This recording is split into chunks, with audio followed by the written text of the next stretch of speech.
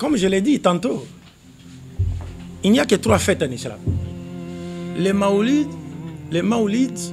ne fait pas partie des fêtes musulmanes ou islamiques. Non. Mais est-ce qu'il est interdit de commémorer le Maoulid? Parce qu'il y a une différence entre fêter les Maoulid, il y a l'ihtifal bi Maoulid Rasoul ou dhikr le Maoulid, de se rappeler de la naissance du prophète. Est-ce que cela est-il interdit? Faire du Maoulid une fête, c'est interdit en islam parce que le Maoulid n'est pas une fête islamique. Mais est-ce qu'il est interdit de parler de la naissance du prophète? Non, il n'est pas interdit de parler de la naissance du prophète. Et quand faut-il parler de la naissance du prophète? C'est pas comme ça se passe souvent le 12 Rabiul Awal, non. Parce qu'il y a des dates divergentes. Le prophète lui-même n'a jamais parlé des 12 Rabiul Awal. Mais le prophète a parlé de la journée de lundi. La journée du lundi, il a parlé de ça. Il dit, je suis né un lundi, j'ai été choisi prophète un lundi, on m'a révélé le Coran un lundi, il a fait la hijra un lundi, il a fait le miraj un lundi, et il est mort un lundi. Oui. Ce qui implique à dire quoi? Ce qui implique à dire, si c'était moi personnellement, Abdul Majid, s'il fallait que je parle de la sira du prophète, la biographie du prophète, j'allais réserver la journée du lundi pour parler du prophète. Parce que c'est le jour de sa naissance. Ouais. Pas fêter, pas fêter. Parce qu'il y a des gens qui fêtent les Maoulides, mais qui ne connaissent rien de la vie du prophète. Vous allez leur demander, mais le prophète avait combien d'enfants, combien d'épouses, comment s'appelait-il? Il ne connaît rien, absolument rien. Est-ce que vous comprenez un peu ça? Mais si seulement on pouvait savoir comment se rappeler de la naissance du prophète, que Dhikr Maoulid Rasoul, sallallahu alayhi wa alihi.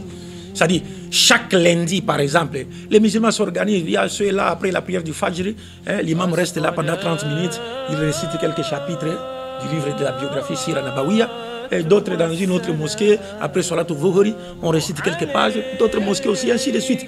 Pendant toute une année, vous savez, chaque lundi, si vous vous mettez à lire un chapitre de la vie du prophète, pendant une année, vous avez 48 lundis.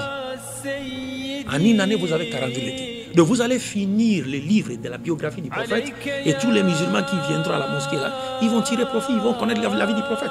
Parce que les prophètes, la vie du prophète, c'est quoi? C'est l'explication pratique des enseignements coraniques.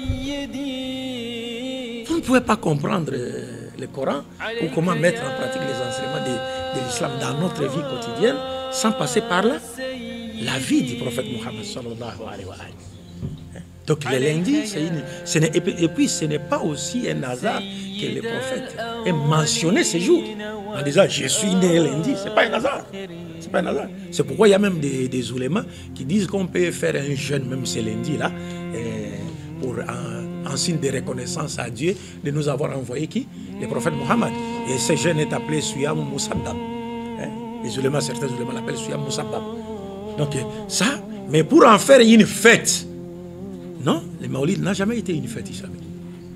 Ça n'a jamais été une fête. Mais il n'est pas interdit de parler de la naissance de qui? Du prophète. Mais quand faut-il parler de la naissance du prophète? Et comment faut-il parler de la naissance du prophète? Comment faut-il parler de la naissance? Parce que souvent, lorsqu'on parle de Maoulid, ainsi de suite, finalement, vous allez voir que des fois, on parle de Maoulid du prophète, mais ce n'est plus le prophète qui est à l'honneur. Ce n'est plus le prophète qui est à l'honneur. Est-ce que vous comprenez? Donc il faut bien savoir étudier ce sujet-là. Barakallahu fikum.